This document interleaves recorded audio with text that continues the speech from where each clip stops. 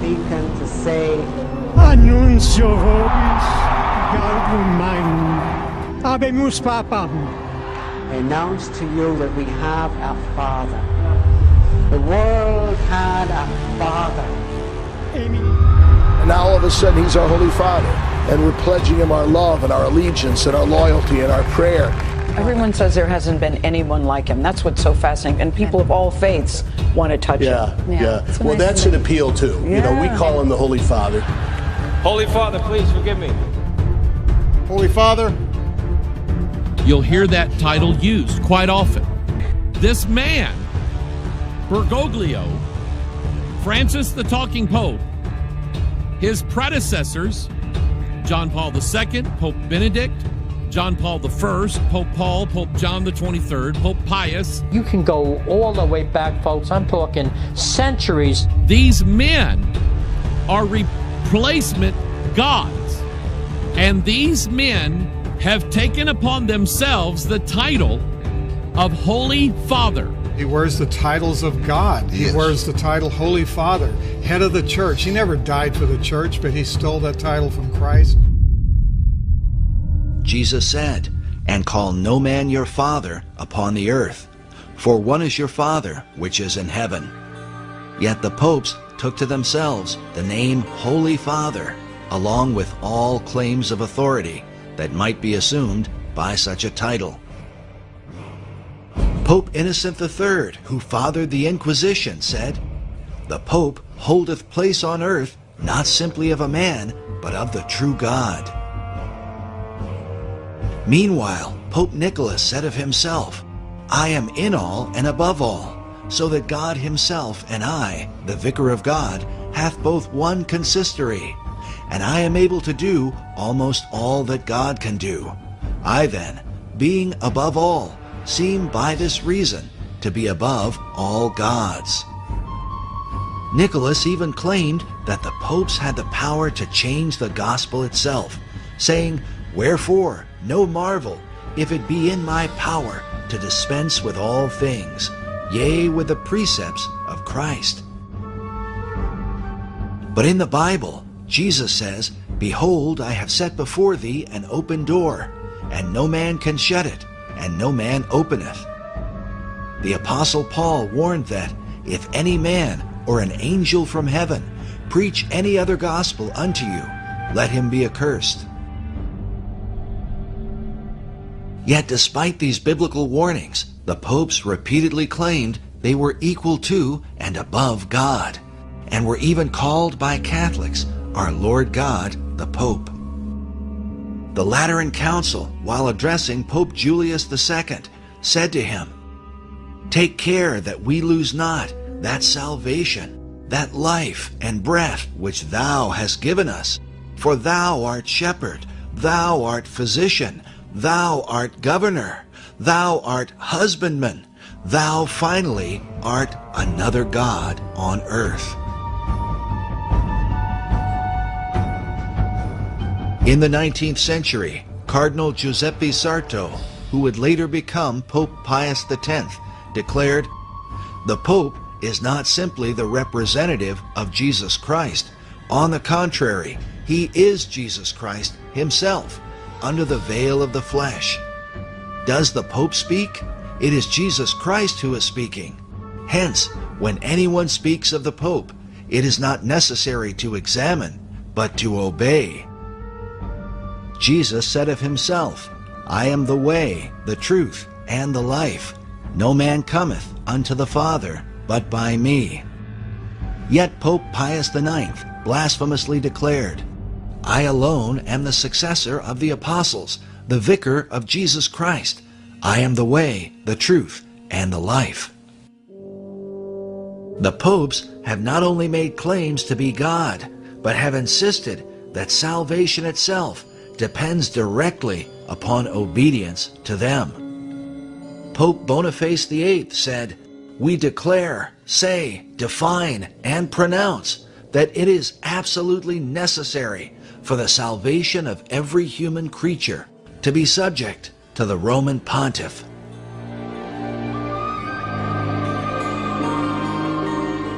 Pope Clement VI said, "No man outside obedience to the Pope of Rome can ultimately be saved. All who have raised themselves against the faith of the Roman Church and died in final impenitence have been damned and gone down to hell."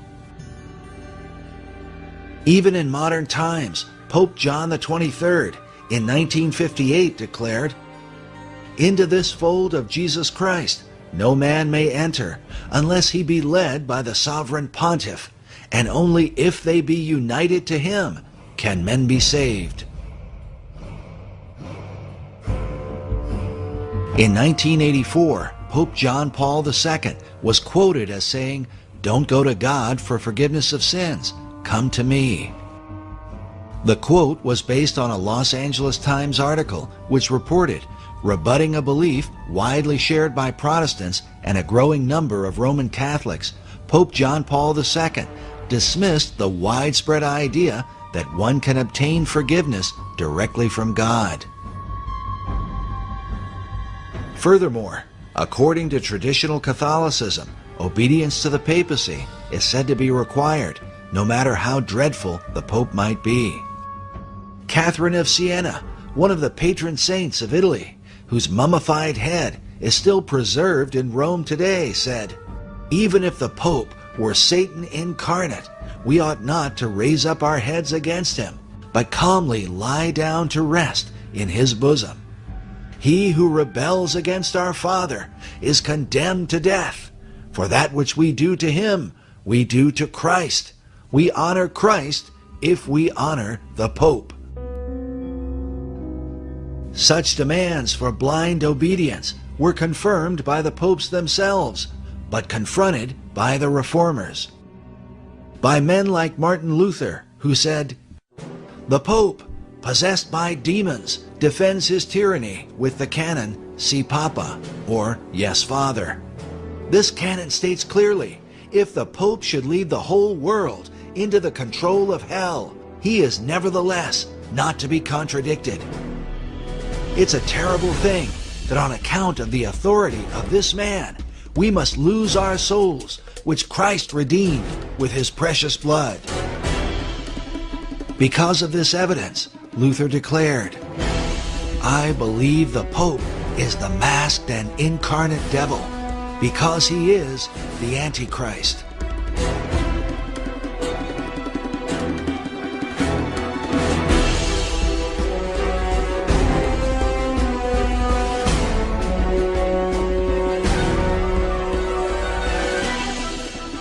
It is important to understand that this belief was not just confined to Luther, but was held by all the reformers from John Wycliffe in the 14th century to Charles Spurgeon in the late 19th century. Spurgeon said, "It is the bounden duty of every Christian to pray against Antichrist, and as to what Antichrist is, no sane man ought to raise a question. If it be not the popery in the Church of Rome, there is nothing in the world that can be called by that name."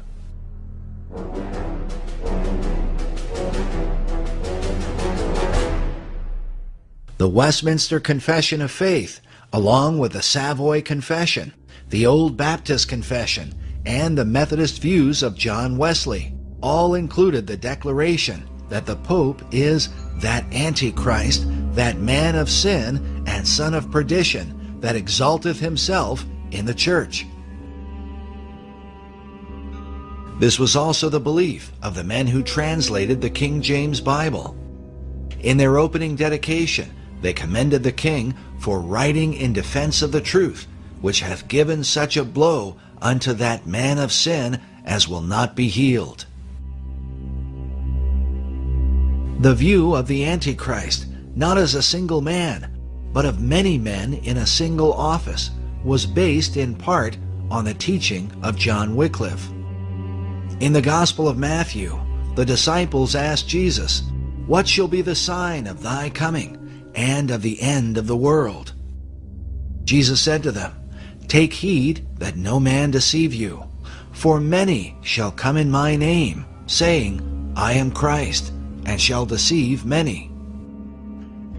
Wycliffe believed that the many who say, "I am Christ," are in fact the popes. The pope's title, Vicarius Christi, literally means another Christ. Wycliffe concluded that Antichrist is thus a monstrous composite.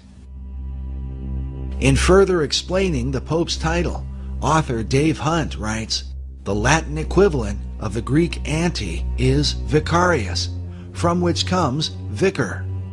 Thus, Vicar of Christ literally means Antichrist." But the view of the papacy as Antichrist is not widely held by Protestants today. Still, there are those who continue to uphold the Reformers' original beliefs. Permit me to say how much I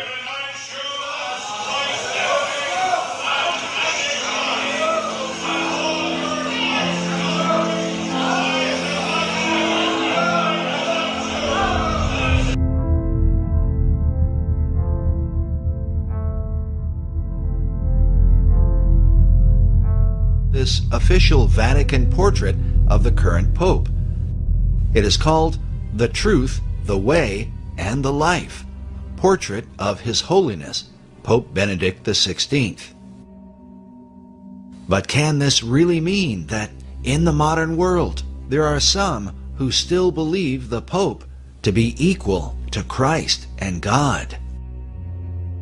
Mr. President, final question. Yes, sir. You said famously, when you looked into Vladimir Putin's eyes, you saw his soul. Yeah. When you look into Benedict XVI's eyes, what do you see? God. Good way to end the interview. Thank you, sir. Thank you, sir. My pleasure.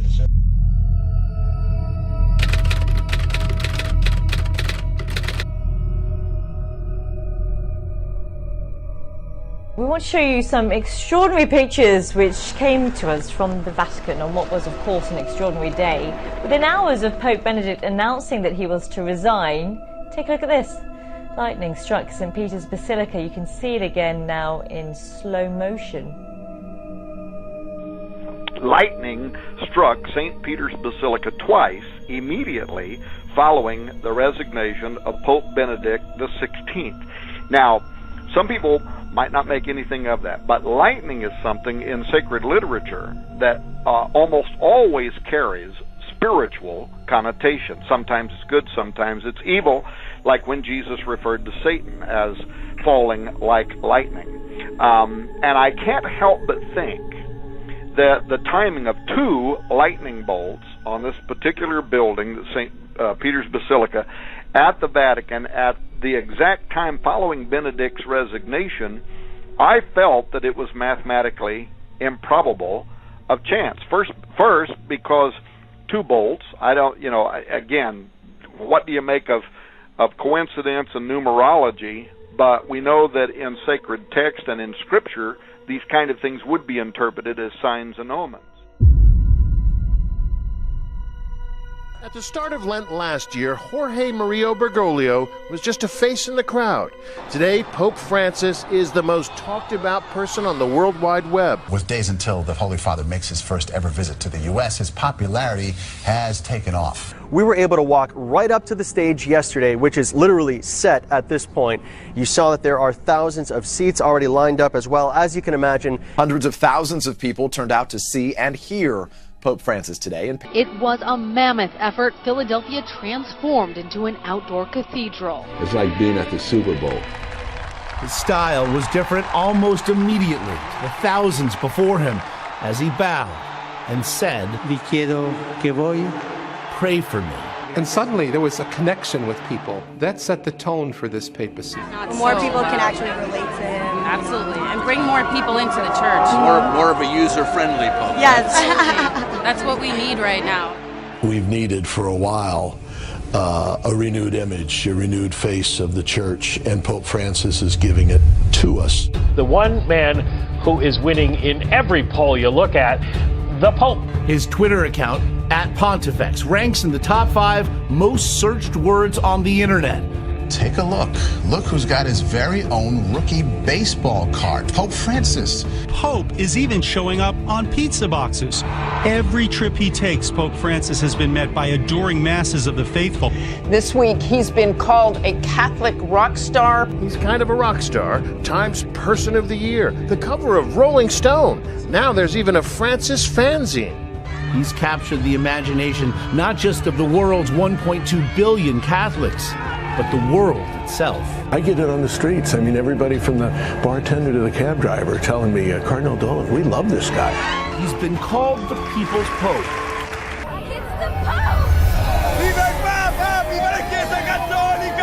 The papacy is saying, I'm a follower of so-and-so.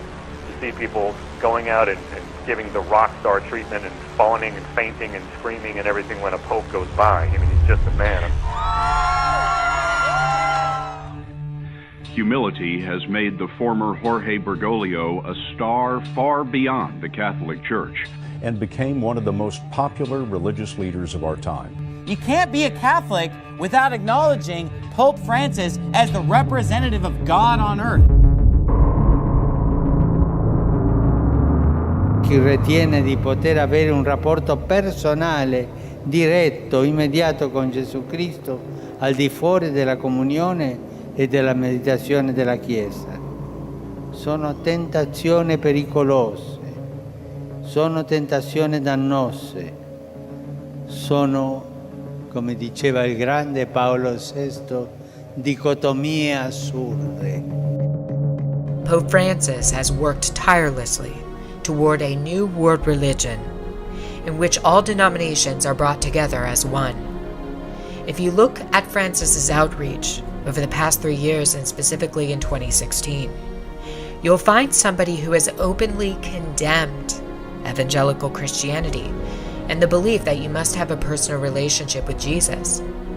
He has openly warned that this belief is dangerous. He has also equated the spread of the gospel under evangelical Christianity to jihadism.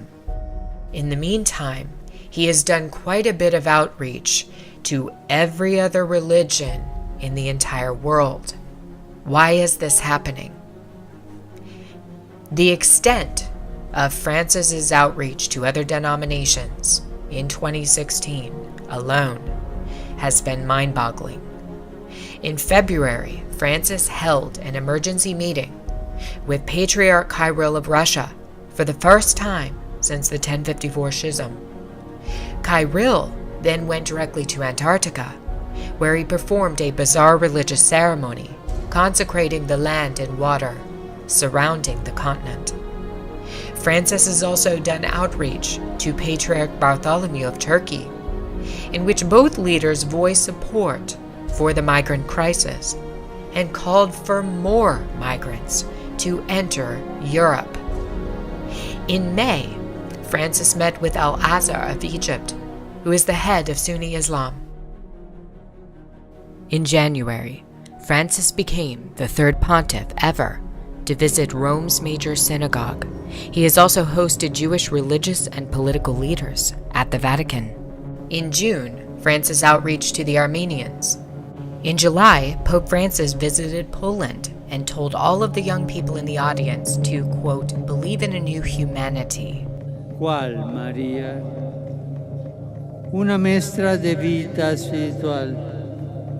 Appuentón, una santiña a quien se recorre para obtener favores abaixo. The Pope sat before the image of the Virgin and recited the prayer that is most notably known in Fatima, the Rosary.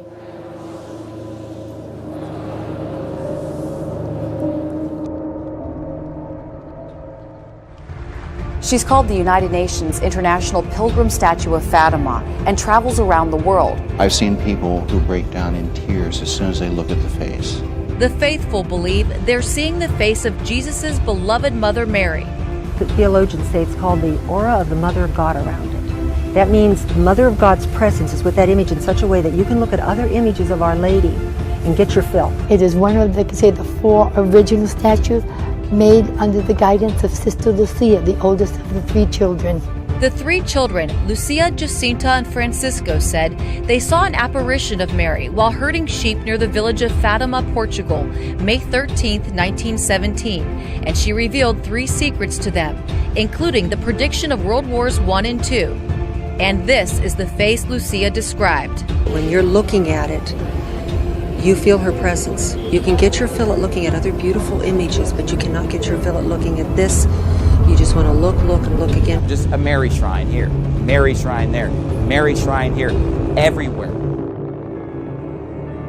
Why do people praise and worship Mary, whom Jesus was born of?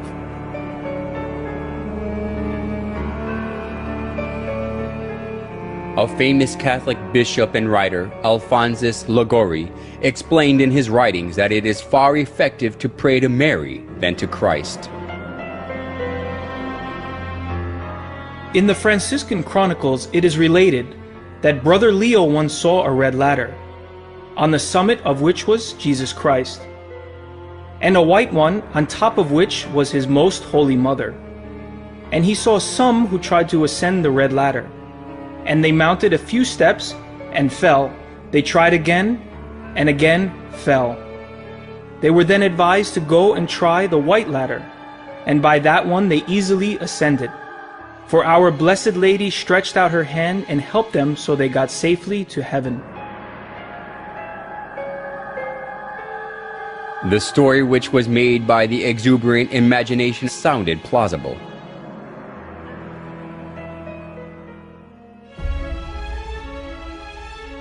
Although it was a man-made story, Pope Gregory XVI canonized Liguori as a saint, and Pope Pius IX declared him a doctor of the Catholic Church. Now Catholics are taught that it is better to pray to Mary, who is merciful and understands us.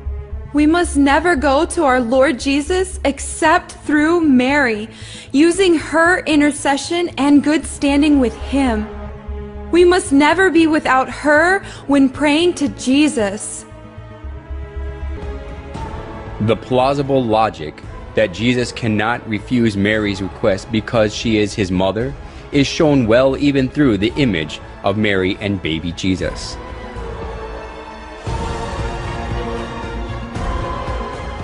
In most cases, Jesus is nested in Mary's arms as a baby.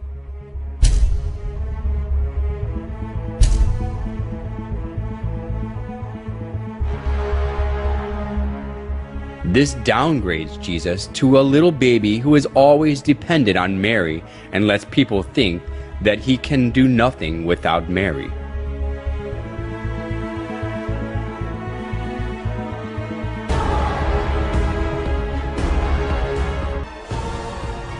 They call Mary the Mother of God, which implies that she is above God.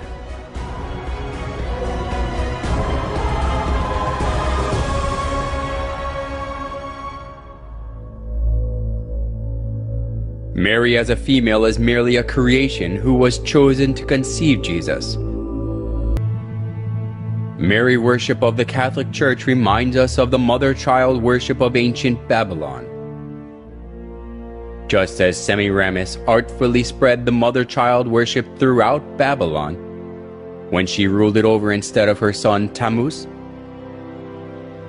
the Catholic Church now makes people worship Mary, not God, by accepting the mother-child worship from Babylon.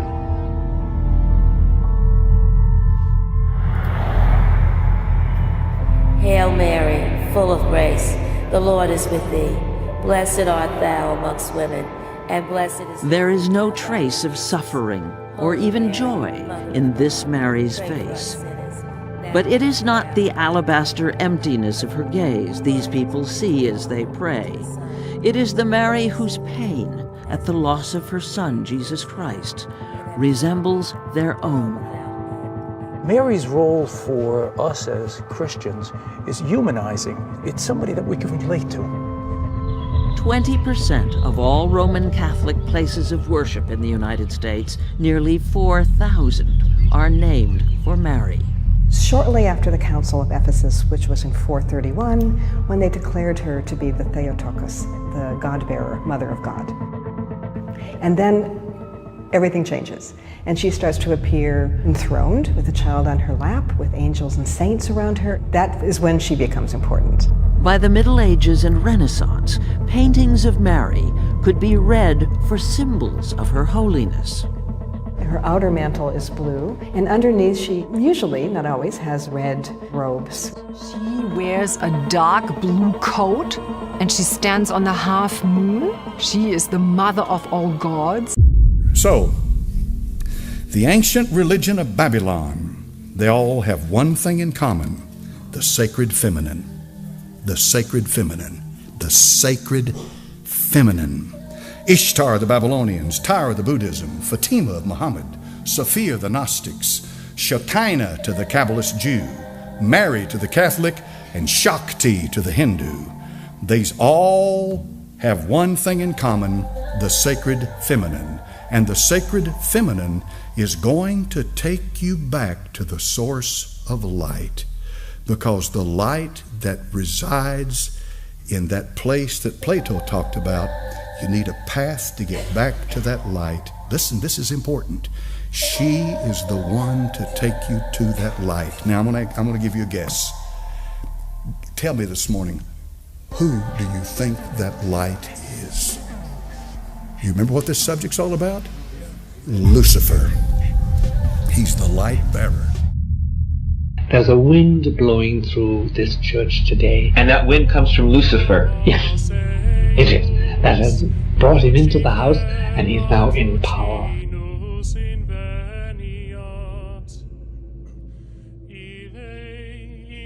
No doubt about it, Lucifer is the prince, and he has now a place within the central citadel of the church.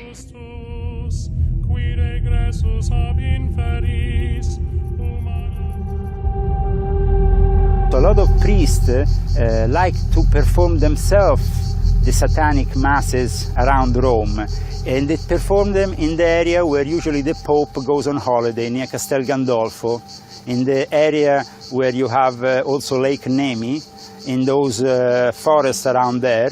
They perform these black masses, and there is a Catholic priest who acts as a satanic priest, because the moment in which they act as satanic priest is the moment in which they can really liberate themselves of other perversions. They can do drugs, they can go with women, with men, with everything, and they can do all kinds of things. So the sex cults are very powerful. Like, for example, CNN is showing that at the Termini station there is a lot of prostitution from minors, from young kids. Well, there was a scandal here in Italy at a certain point in 2013, I think it was June 2013, it went on the news for 2 days, then it was erased.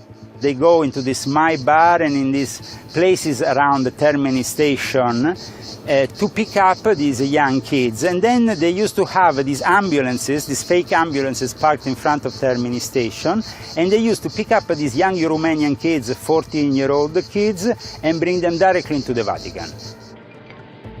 As an exorcist, when you do exorcisms, minor and major, the demons constantly taunt you with the condition of the church. They say, well, we're in St. Peter's. We can talk to whom we like. We have representatives sitting beside your Pope every day. What are you talking about? We are legit. I'm quoting demons now. This is what is said to you. How dare you? And our prince has been enthroned, installed. And you're still against us? What are you trying to persecute us for? And so we have to understand that there is a Luciferian faction, a very strong Luciferian faction within the Holy See, not exclusive to the Holy See. This is a dark brotherhood that exists. These are the mystery adepts. that have existed. They're following a lineage that goes back hundreds of years. Actually, that goes back to the Tower of Babel. Once upon a time, a long time ago, there lived a man named Nimrod. Nimrod was the great-grandson of Noah. He was the most popular man on the earth at the time. Matter of fact, he was the king of the then-known world. He was responsible for building the cities of Babel, and the Tower of Babel, and the city of Nineveh, amongst others. Well, all that being aside, Nimrod, no doubt, had tremendous influence among the people that he was with.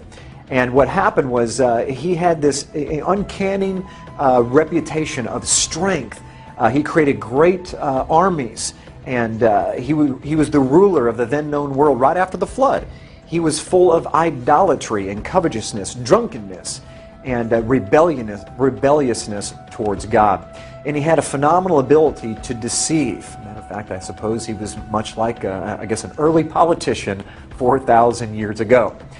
But Nimrod married a woman named Semiramis. Now, Semiramis and Nimrod became basically king and queen of the then-known world.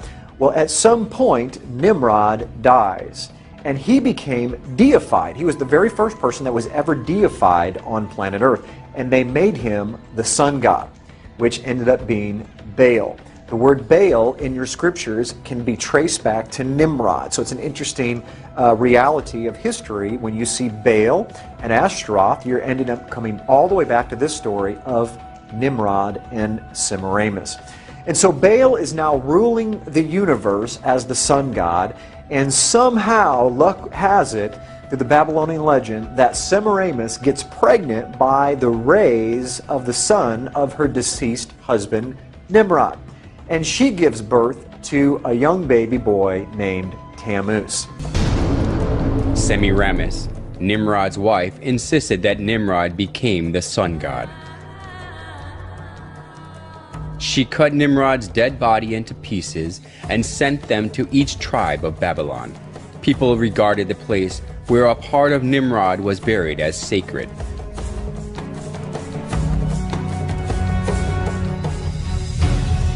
She also claimed that Nimrod was reincarnated as her son. As Semiramis ruled over Babylon in place of her young son Tammuz, she maneuvered people into worshiping her. Monuments of Semiramis carrying her child Tammuz in her arms were set up all over Babylon, along with various images symbolizing the sun god. The sun worship and the mother-child worship, which was a scheme devised by Semiramis, put down roots as a religion of Babylon.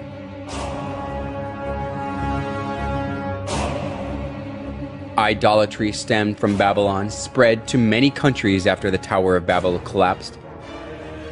It is because when the Babylonians were scattered over the whole world, they brought the sun worship and the mother-child worship. The sun worship and the mother-child worship were assimilated into the cultures and religions of many countries, and they came to have various forms and names.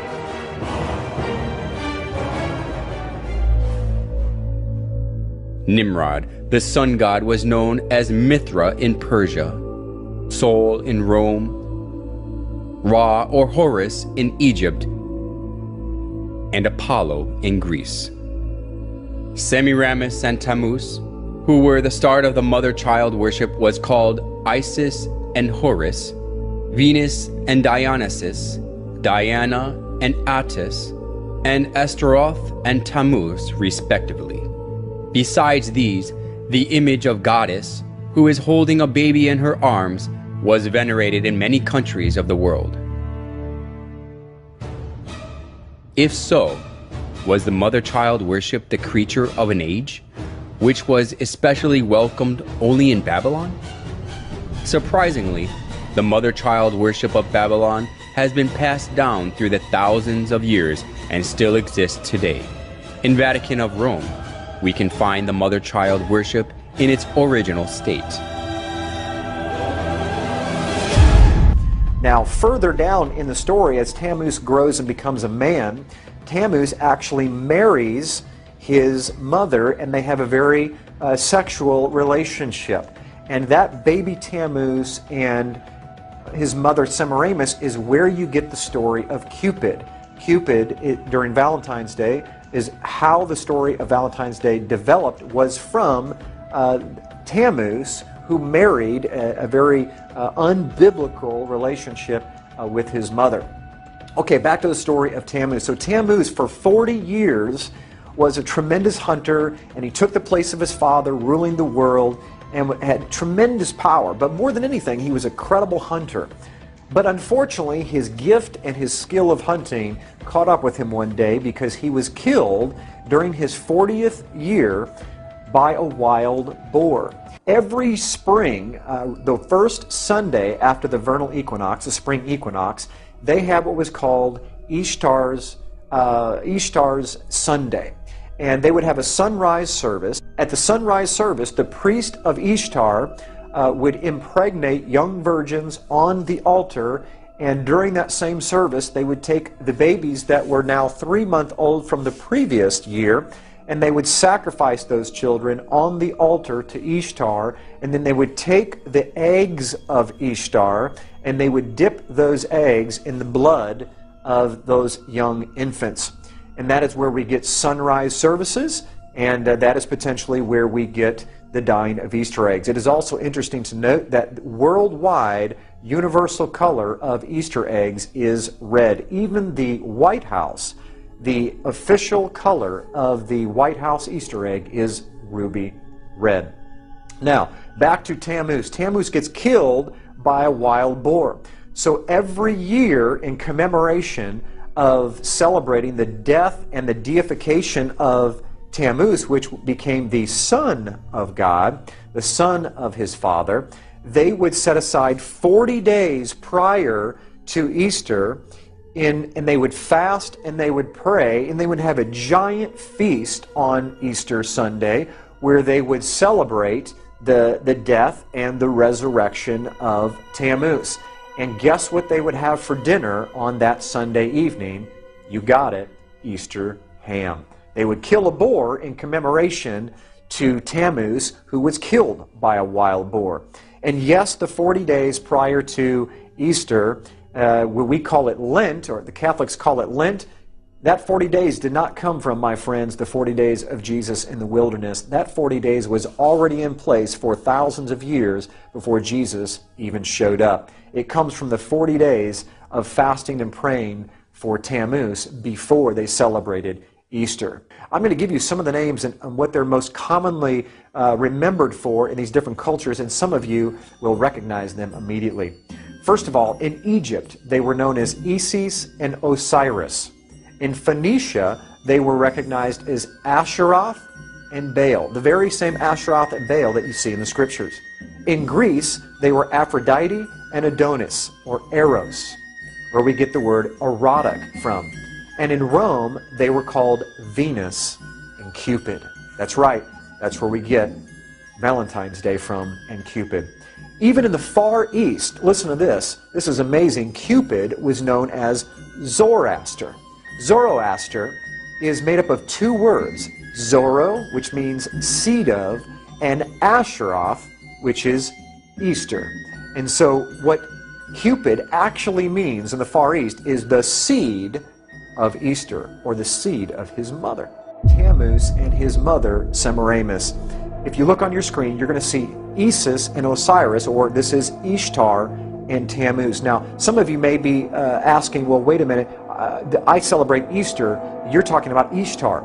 Easter is actually the Anglicization of the word Ishtar.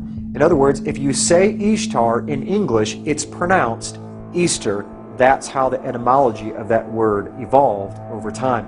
What I want you to see is, I want you to see what's on her head is a crescent moon, and in the center of that crescent moon is the actual sun itself. And so the symbol of power of Isis, or Ishtar, was the crescent moon holding the sun itself, her deceased husband, Baal, the sun god. And you can see the baby there that is nursing from her breast.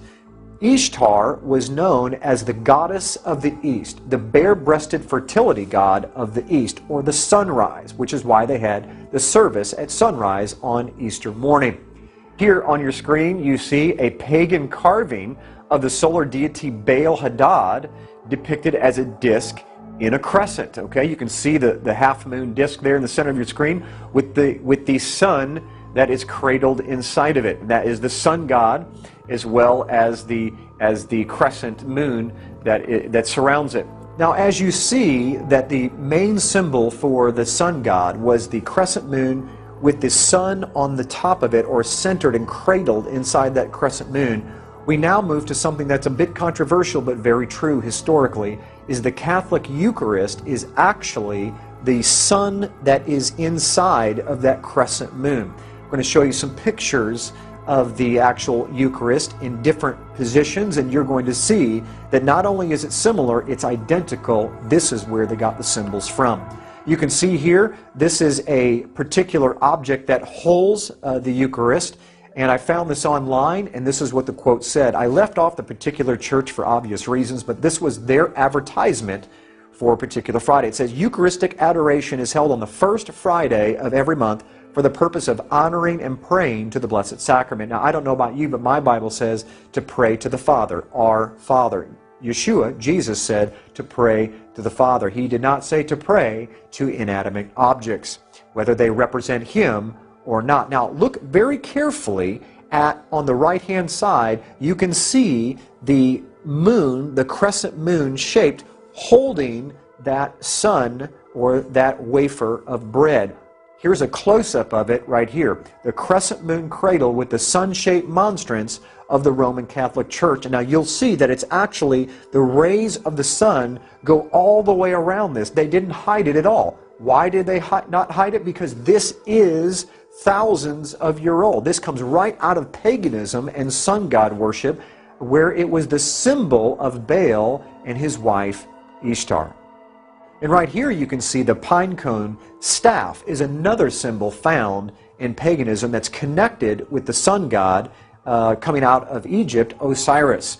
It's kind of in the form of a pitchfork, you can see, where the pine cone is in the center. Now, why did they choose a pine cone? Because a pine cone represents... Pine cone symbolism, another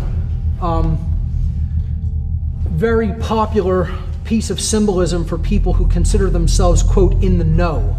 That they consider that they are spiritually aware and enlightened, they have the knowledge, they are awoken, they have wisdom, and they have transformed themselves spiritually.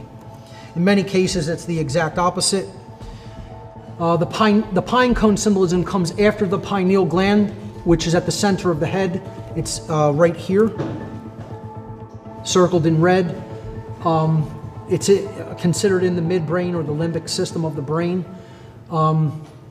It regulates, this gland regulates a lot of different functions within the individual related to perception, emotion, etc. And the gland looks like a little pine cone.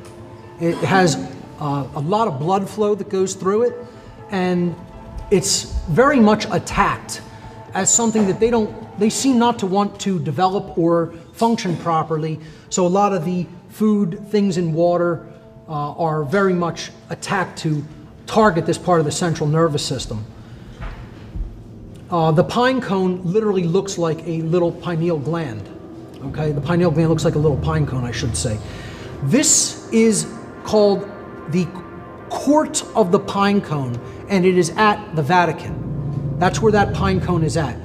It is surrounded by two peacocks. Peacocks are another big symbol in alchemy. They represent alchemical transformation. Again, the pine cone represents awakening, resurrection, or transmutation, spiritual transmutation. Now below it, there is a black empty sarcophagus right down there below on the left-hand side. As you go up these steps in the Court of the Pine Cone to the other side of it, from this image perspective, that's what you will see. And behind it, there is an empty sarcophagus. Now they're basically throwing this symbolism right in your face. You know, we are the resurrected ones. We are the ones who have come out of darkness and into light. We have the knowledge. We understand how the awakening process works. We understand how this activity of the brain that people don't even understand and whose functions are essentially shut down due to the horrible nutrition and all kinds of pollutants in their food and water. We know how that works, you know, and we have done that transformation to ourselves, but that's not for you. You know, we're going to sequester that and keep it to ourselves and keep it here. And they never mention this. You'll never hear about this by the Vatican. But just go on Google Images and, you know, you'll see tons of images of the type Court of the Pine Cone. You have a lot of tourist images that just take pictures of it. Of course, here you see the Pope in his astrotheological regalia here. The fish head miters that they wear are the representative of the fish head miters that were worn by the Sumerian priests and the priests of Babylon. The Abgal. Yes. That's right. They served in the temple of a goddess named Nanshi. Yes, and it specifically references who we know as Dagon. Yes. And he was known as Oannes to the Greeks. Yeah. And this was, according to myth, an individual, a hybrid person, a half fish, half man thing that came out of the sea and began to instruct mankind in the lost knowledge. But at the base of it is the pine cone right there in his hand. I circle it right there. In symbolic iconography throughout the ancient world, the pine cone is revered. It's always a symbol of the transformation of a god. Often the god is giving that spiritual essence or knowledge to humanity. Here you see it in the Akkadian tradition of one of their gods, a clearly non-human looking entity. Here it is in the Babylonian tradition. Because this staff goes all the way back to ancient sun god worship, where it represented power and authority of the gods, you see. And this is a close-up of that staff right here, where the pine cone is embedded right in the staff itself. Let's move on to another symbol. This is the symbol of the trident. The trident is the devil's pitchfork. It really is a symbol of Satan, of the horns of Satan. It's an ancient satanic and pagan hand gesture called the trident. We find this in archaeology all over the place. Whenever you get into any kind of society of sun god worship, you find the trident everywhere. You see it in ancient Babylon. It was placed in the hands of all the pagan sun gods. All the pagan gods and pharaohs had some sort of trident, a staff, that they would be connected to power and authority of the gods. The most famous one, of course, is Neptune's trident. We call it the devil's pitchfork, and that's where it comes from. It's just not a drawing that someone made up. This has history built into it of where these things come from. Now, if you move forward in time, or during the same time period, excuse me, you're going to find another symbol that is even more important. As a matter of fact, you're going to see two symbols in this picture. This is a pagan statue of Jupiter that has been renamed St. Peter. You also see what is baby Jesus, supposed to be baby Jesus, is none other than baby Tammuz. And how do we know it's not Jesus? Because you see trident all over the place. You see the trident symbol in the hand of the infant Jesus, along with the tridents coming out of the statue's head. You'll see three tridents, two coming off the sides of the head and one coming off the top of the head. This is not baby Jesus, ladies and gentlemen. This is a pagan sun god, Tammuz, from the story of Baal, Nimrod, and Semiramis, ended up being Cupid in today's Valentine's Day. And right here is the ancient Babylonian altar for the sun god Baal, and its main symbol is the 8-pointed star, which can be depicted as two 4-point stars built inside of one another as the solar wheel. We see the same solar wheel sunburst over a Buddhist temple in Thailand. Here's a monastery, St. Ignatius, where the solar wheel or sunburst is depicted in the floor tiles. Here's the face of a child, which is of course Tammuz, within the fertility symbol of the sun's rays on a Roman Catholic altar. The same exact symbol is shown in a face of the Babylonian sun god on a pulpit in a Roman Catholic church in Scandinavia. Okay, all this same symbol comes right out of paganism, as I've shown. Okay, this is probably one of the most fascinating pictures that I have. I zoomed in to the Vatican using Google Earth and stopped several miles above, and look what we discovered is this is the largest solar wheel on Earth. This is the court of St. Peter at the Vatican in Rome itself. The sun disk behind the head of this Roman Catholic statue in Westminster Cathedral in London. Where did they get the idea of sun discs behind these saints? It's because this was what was found behind the head of Jupiter and all these sun gods was the actual monstrance of the Roman Catholic Church. That halo is not a halo, that is a sun disk, and they borrowed it from paganism. We see here behind Krishna another sun disk behind his head, and this is just to show that it doesn't just happen in Catholicism, that the sun disk predates Catholicism by hundreds, even thousands of years. It was borrowed. We see it in stained glass windows behind all of the Roman Catholic saints, even Mary. And if you look carefully, you see the Sacred Heart. That Sacred Heart, even though I don't have time to go into this, even the Sacred Heart comes right out of paganism. That exact same symbol with the sun disk behind the Sacred Heart has to do with Baal and Tammuz, the sun gods. And you can see it all over the Roman Catholic Church and even in other pagan religions across the world. And where do we find this 8-pointed star, this solar wheel, this sun disk today? None other than on top of our Christmas trees. Now, I know all of us have been taught that the star on top of the Christmas tree represents the Star of Bethlehem, that the kings came in to find baby Jesus.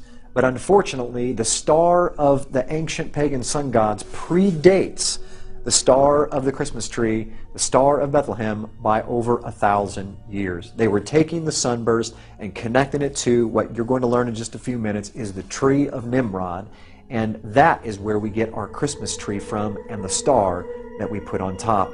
If you look carefully, you can see there is a tremendous significance and a similarity between the sunburst and the stars that we put up there today. Here's the sun disk proudly displayed on top of Christmas trees in a mall. Matter of fact, this one doesn't even hide the fact that it's not a star, it's the sun that you're looking at.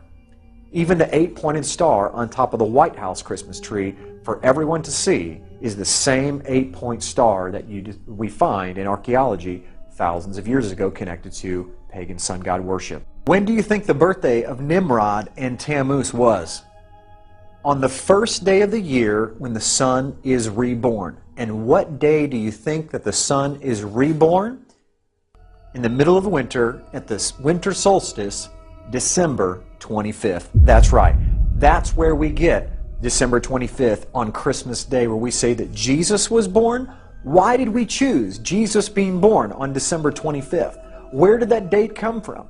Very simple. Jesus was the Son of God. Tammuz was the son of the gods. He was the son of his father, Baal. And so the pagans, which early Christianity came right out of paganism in Rome, they were already worshiping the sun god on Sunday in Rome, which is where we get worshiping on Sunday from.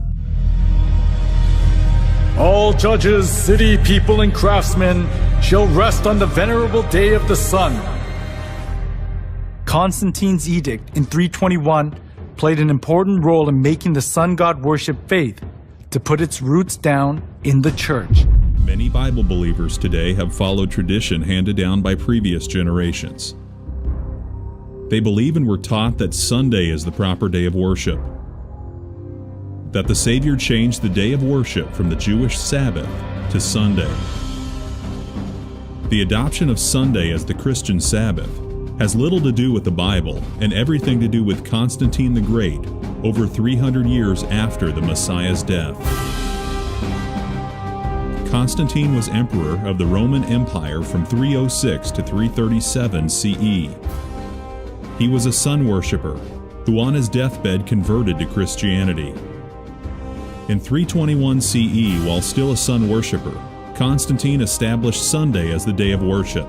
He decreed, "On the venerable day of the sun, let the magistrates and people residing in cities rest, and let all workshops be closed." In this coin circulated by Constantine in 317 CE, we see the face of Constantine on one side, and on the other the figure of Sol Invictus, the unconquered sun. The sun god was also known as Mithras, and his birth was on December 25th. This date was adopted as the birth of Christ and became the date for Christmas many centuries later. Clearly, Constantine was an avid worshipper of the sun god Sol Invictus. Amazingly, Martin Luther, the champion of the modern-day Protestant movement, said, "They allege that the Sabbath changed into Sunday, the Lord's Day, contrary to the Decalogue as it appears. Neither is there any example more boasted of than the changing of the Sabbath day. Great, say they, is the power and authority of the Church, since it dispensed with one of the 10 Commandments." Nowhere in the Bible do we see that Yahshua and his apostles changed the day of worship from Saturday to Sunday. In fact, the Messiah in his Sermon on the Mount has this end-time prophecy: "Pray that your flight be not in the winter, neither on the Sabbath day." Those who were tainted with polytheism of Rome looked as if they had converted, but in actuality it wasn't easy for them to get rid of the religious rites and institutions of worshiping the sun, the moon, and the stars, and various gods and goddesses, which they had worshipped since their forefathers. The church in Rome sought for solutions to disburden the pagans when they converted to Christianity. It was to bring in things similar to the gods that the pagans had believed into the church. They thought they would increase the number of pagan converts by doing that.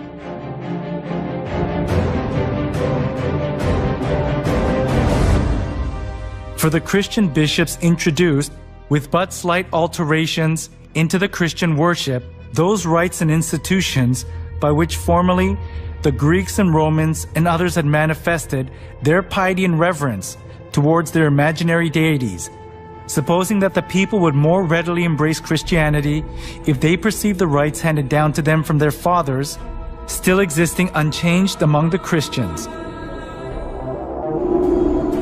To attract more pagans, the church in Rome tried to Christianize various kinds of pagan gods to suit the Bible.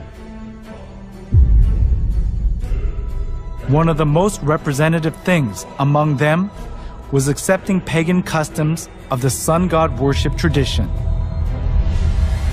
The church in Rome identified Jesus with the sun god.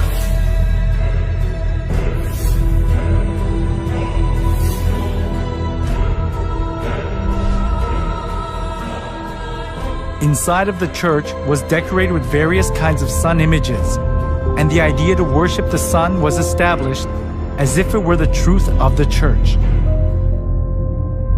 In the last days, there will be a very convincing counterfeit of God's real church that compromises the truth of Scripture.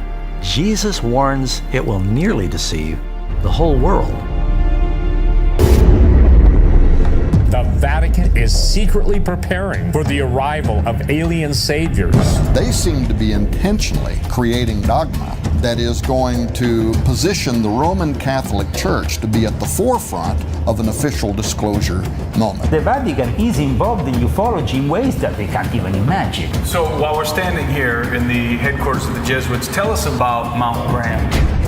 They are constantly monitoring things with the Lucifer device. Sometimes they have to wait for all of the UFOs to get out of the way. I would like to tell you more about Zechariah Sitchin. He told me, "John Mario, one night I wake up and I saw an Anunnaki sitting on my bed." History is being repeated. The days of Noah are returning. The gods are returning to the earth to dwell among men and mingle their seed with the human race. Only the truth can prepare us for the lie that's coming.